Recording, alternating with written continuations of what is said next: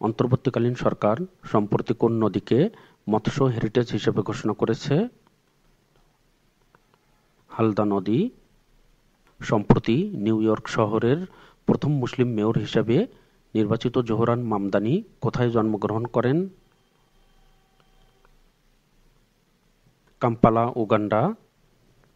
সম্প্রতি বাংলাদেশ ও পাকিস্তান প্রথমবারের মতো কোন দুটি বন্দরের মধ্যে সরাসরি সমুদ্রপথে শিপিং সেবা চালু করেছে? চট্টগ্রাম ও করাচি।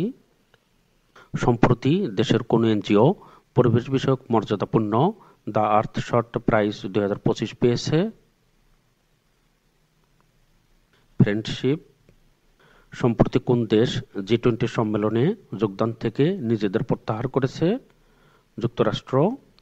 লস অ্যাঞ্জেলেস অলিম্পিক 2028-এ ক্রিকেটে কতটি দল অংশগ্রহণ করবে? 6টি। মিয়ানমার জান্তা সরকারের মতে প্রত্যাবাসনযোগ্য রোহিঙ্গার সংখ্যা কতজন? 1,80,000 জন। অর্থনৈতিক জোট জি-20 এর সদস্য দেশের সংখ্যা কতটি?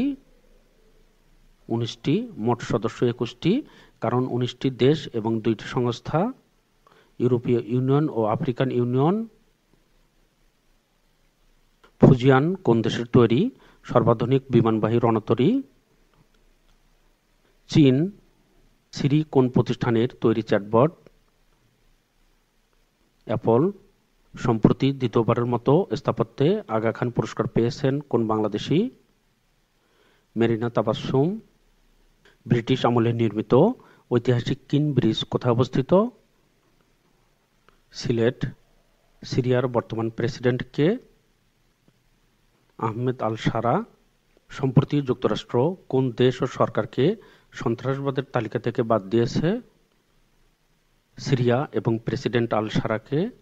জাতিসংঘের মানদণ্ড অনুযায়ী এলডিসি থেকে উত্তরণের জন্য একটি দেশকে মোট কয়টি সূচকে উত্তীর্ণ হতে হয়? 3টি।